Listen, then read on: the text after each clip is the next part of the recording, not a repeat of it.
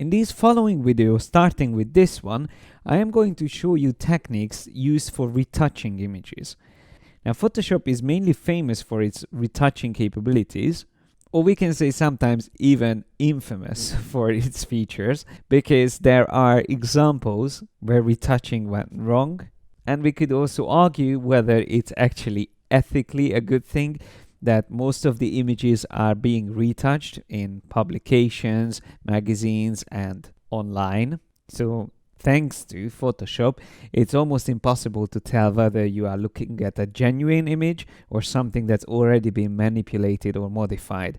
And even some big camera makers got into trouble sometimes that they avoided images that later on been found out as being manipulated. But let's start with something definitely harmless, removing a couple of things from this image.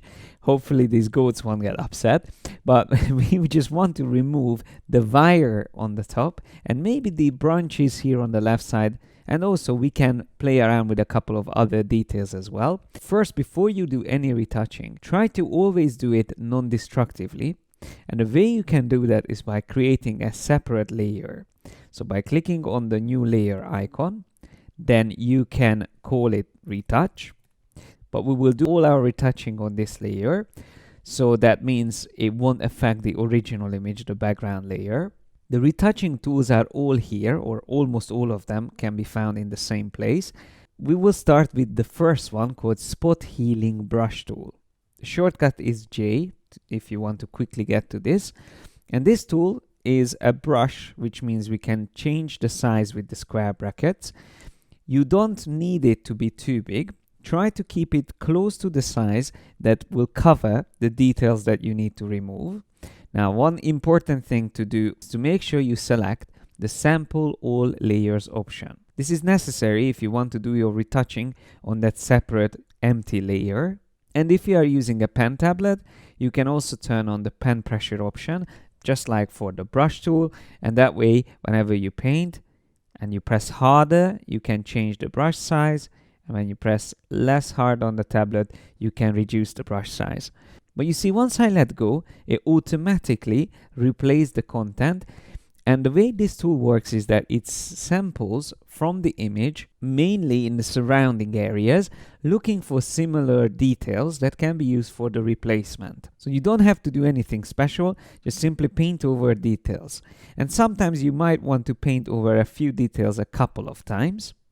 Plus, another useful thing to do is to reduce the hardness of your brush, because using it on 100% might not give you as good results as with a softer edge brush.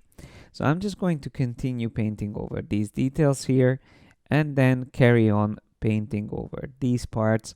And it's all about just going over these details until you completely remove the unwanted cable in this case. So I'm just going to the left side.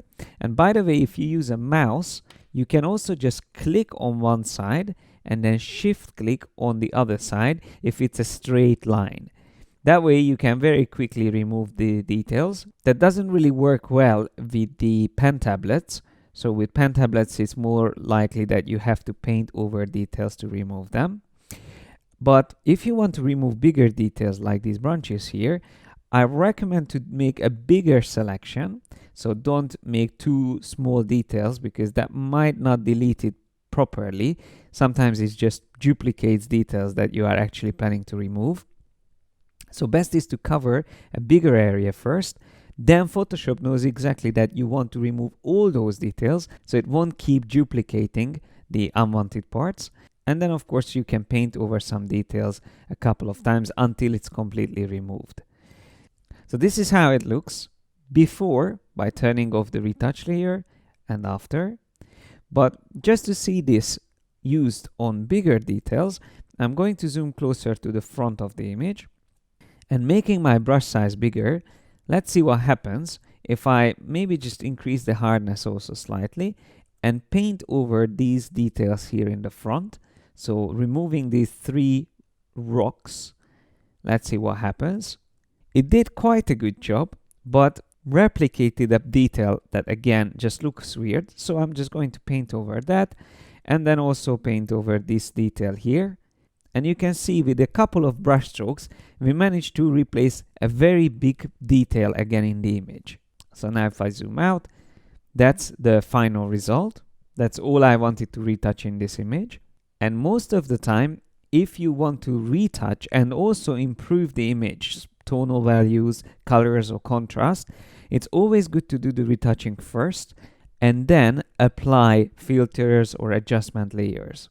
That way your adjustments will apply to both the retouch layer and the original image.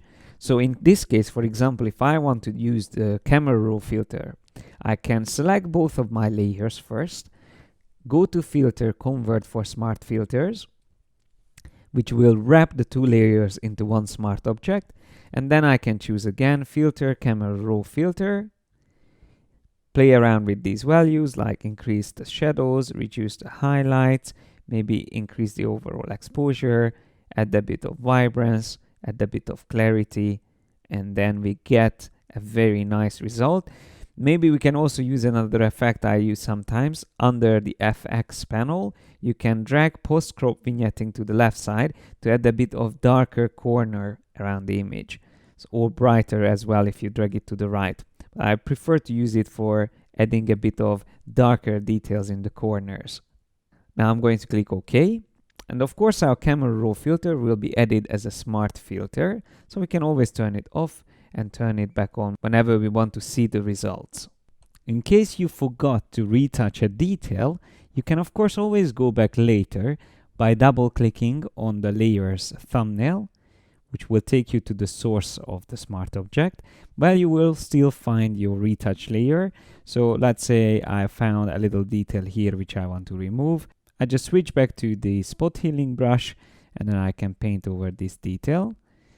Once I'm ready with that, don't forget, you have to go to File, Save to update these changes. Once that's saved, I can close this document. And then when we go back, we can see the version with the camera raw filter, but with the amend we just did on the retouch layer. So that was before and after. Now just to stay with farm animals, let's have a look at another example of sheep. So what I want to do here first is to remove the fence in the background.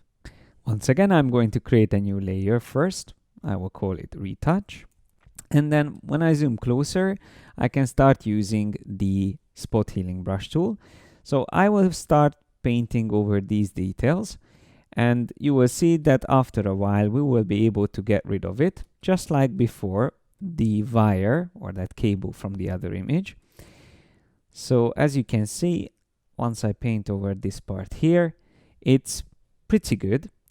There's one problem though. Transition between the background and the foreground, it's not consistent or it's not perfect. Even after a couple of brush strokes, it's still creating strange color details here.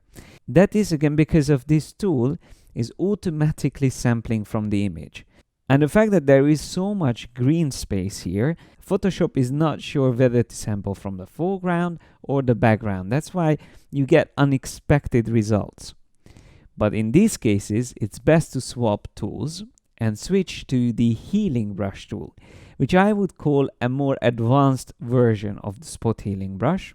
With this, you have to sample from the image, and then you will know exactly what you are going to use for replacing details. Make sure you set this to all layers, just like using it with the spot healing brush tool. We have to set that in case we want to use it on a separate layer.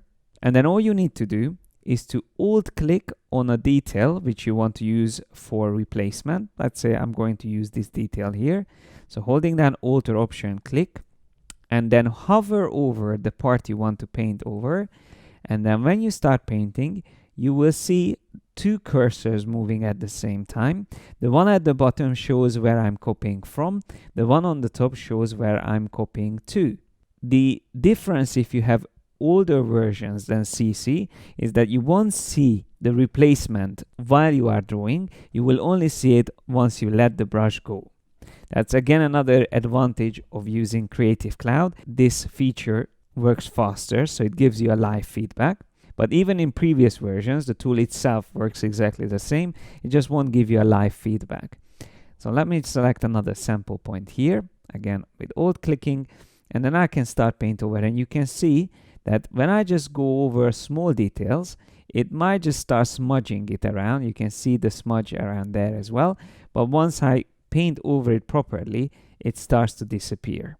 If I leave that detail like that, it looks a bit smudged. But once I paint over it, it will remove these details perfectly. Now, I'm removing some of the sheep as well because they were too close to the fence. Just going to paint over these. And then any fence detail I can still see, I can go over. Once again, there's a sheep. We have to sacrifice. It was just too close. So I remove that. When I zoom back, you can see that it looks pretty good. That was before. This is after. So we managed to get rid of the fence apart from this part here in the middle. Now I intentionally left this for last because here again, when I get close to the tree, if I want to keep the tree, it might create smudge details. As you can see there, already it starts to smudge details around, and the same thing would happen here. When I go over, it even starts to blend very weird results together. To keep the tree there, we will have to use a different tool, which won't automatically try blending details when I get close to an edge. So what happens if you want to remove some of the details that you don't like? So something you retouch, but you want to remove it. Once again, instead of using the history panel or undo, because we've done everything on a separate layer, we can just use the eraser tool and paint over the parts we don't like. That way we can very quickly remove them, thanks to the fact that they are on a separate layer. And before I move on to our next video, there's just one last thing I want to make sure you know about, and that's both of the healing brushes, both the spot healing and the normal healing brush, works the same way, that they not only copy and paste details, but they also blend the details into the new environment they have to appear on.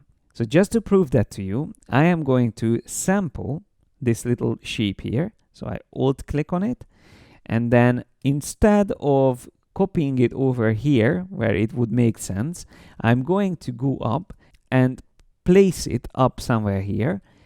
And when I start drawing, you can see it tries really hard to blend this into the new environment. And when you look at the original and compare it to the new detail, you can see that the colors are slightly different. While at the bottom it's more greenish, yellowish, here on the top it's more blue. The same thing would happen if I tried to paint this over these darker details here. You see here it got even more blue to be able to blend into that darker shady detail.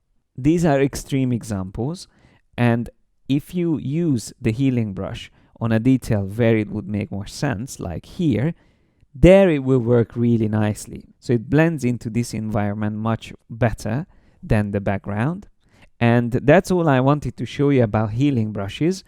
Now we are going to move on to one of the most important retouching tools, the clone stamp tool, which will be very similar to the healing brush, but with the main difference that it doesn't blend the sample details into the retouched areas. It just simply copy and pastes.